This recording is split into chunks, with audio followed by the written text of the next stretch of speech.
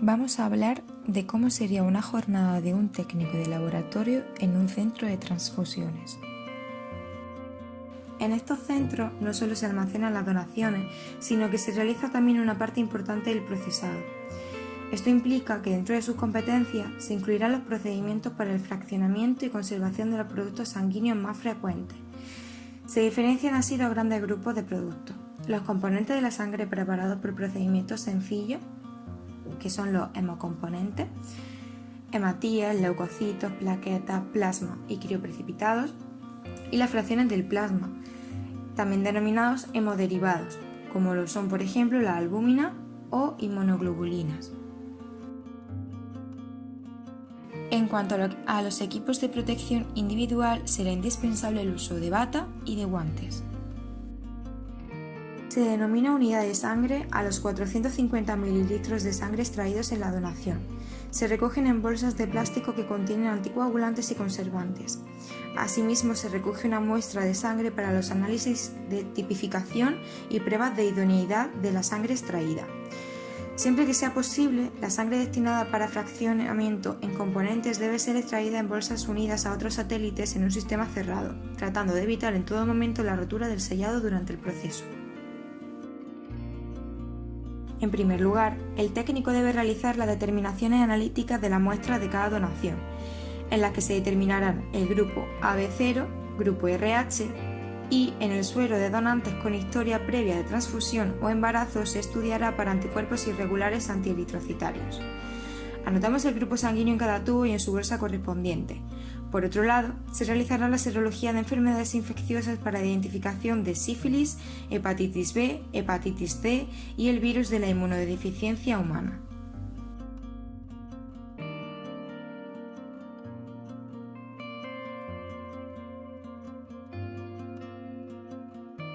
En el curso de los años 1960 y 1970 se descubrió que, en la mayoría de los casos, solo es necesario un componente de la sangre para el tratamiento de una determinada enfermedad. Por ejemplo, en la mayor parte de las situaciones, el tratamiento de una anemia con glóbulos rojos no precisa ir asociado a la administración de plaquetas o de plasma. Además, la separación de los componentes permite su conservación en condiciones óptimas que son muy diferentes de un producto a otro. La sangre es un líquido heterogéneo, por lo que pasado un tiempo y debido a la densidad de sus componentes, se podrán diferenciar tres capas: el plasma en la parte superior, el concentrado de hematíes en la inferior y en medio el Buffy-Coat, que contendrá las plaquetas y leucocitos. Para su fragmentación introduciremos en la centrífuga las unidades de sangre enfrentándolas a otras de peso igual para así no desequilibrar la centrífuga. Cuando ya tenemos la bolsa centrifugada, la llevamos al sistema de fraccionamiento, como un ejemplo puede ser OptiPress 2, donde se separarán en tres bolsas, una con plasma, otra con un concentrado de hematíes y la inicial con el Buffy-Coat, que posteriormente conseguiremos un concentrado de plaquetas. ¿Veis? Empiezo a sacar plasma por un lado y empiezo a sacar hematíes por otro, y al mismo tiempo me está echando el sacarito. ¿Veis? ¿Lo veis como ella sola va separando? Aquí que hace, mira, aquí ya no la separa. No la sella, no la separa y no ha dejado. A los hematíes le acoplamos un filtro con otra bolsa vacía colgada de él para dejarlas en un soporte hasta que estén limpios de cualquier leucocito o coágulo. El tiempo de conservación de los concentrados de hematíes es diferente según la solución coagulante y conservadora que se utilice. Las soluciones más frecuentes son las siguientes: CPD tiene una caducidad de 21 días, CPD adenina tiene una caducidad de 36 y sagmanitol tiene una caducidad de 42 días. Si se rompe el sellado durante el proceso de centrifugación, los hematíes deben ser transfundidos antes de las 24 horas y la nueva fecha de caducidad deberá marcarse en la etiqueta. Si esta bolsa va a ser transfundida a una persona, a un paciente inmunodeprimido, se debe realizar un tratamiento con rayos gamma a los componentes sanguíneos, para así inactivar los linfocitos presentes en la bolsa. De la fragmentación de la unidad de sangre encontramos el Buffy-Coat, que no es sino la plaqueta y los glóbulos blancos de la sangre completa. Como de esta mezcla solo necesitamos las plaquetas, se deja colgada durante 2 horas para su filtración. Se vuelve a mezclar y se coloca en parejas por cada soporte metálico y se introducen en una centrífuga. Se debe tener cuidado ya que las plaquetas deben ser separadas antes de las 8 horas desde el momento de la extracción. Los concentrados de plaquetas se deben mantener de 1 a 6 grados sin agitación durante un máximo de 72 horas y si se almacenan de 20 a 24 grados centígrados es necesaria una suave agitación y en este caso caducan a los 5 días. Este tipo de concentrados está indicado para trombocitopenias o trombopatías. El plasma, además de agua y electrolitos, contiene proteínas, globulinas y factores de coagulación. Primero debemos mirar que todas las bolsas de plasma estén bien, es decir, que se encuentren dentro de un rango de color normal, que sería transparentes y ligeramente amarillento, y se desecharían los plasmas lipémicos o hemolizados. Podemos conseguir dos tipos de plasma de recuperación y plasma fresco congelado. El plasma de recuperación es el plasma separado de la sangre total después de su conservación a 4 grados centígrados durante 24 horas.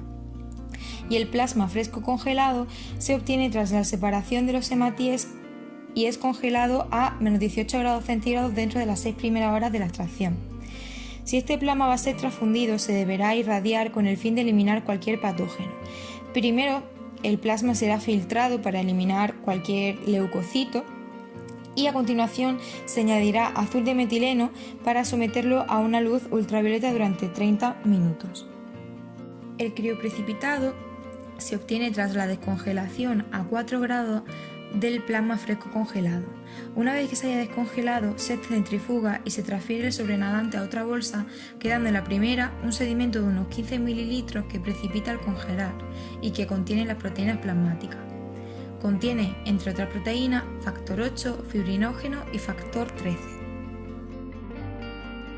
En cuanto a los hemoderivados, podemos encontrar derivados del plasma y agentes oncóticos.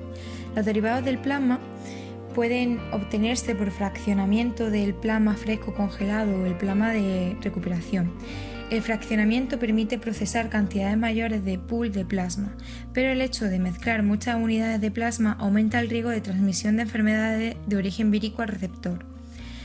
Como derivados del plasma se utilizan los siguientes productos: concentrados de factores de coagulación que se presentan como liofilizados, se utilizan para deficiencias congénitas específicas de factores de coagulación.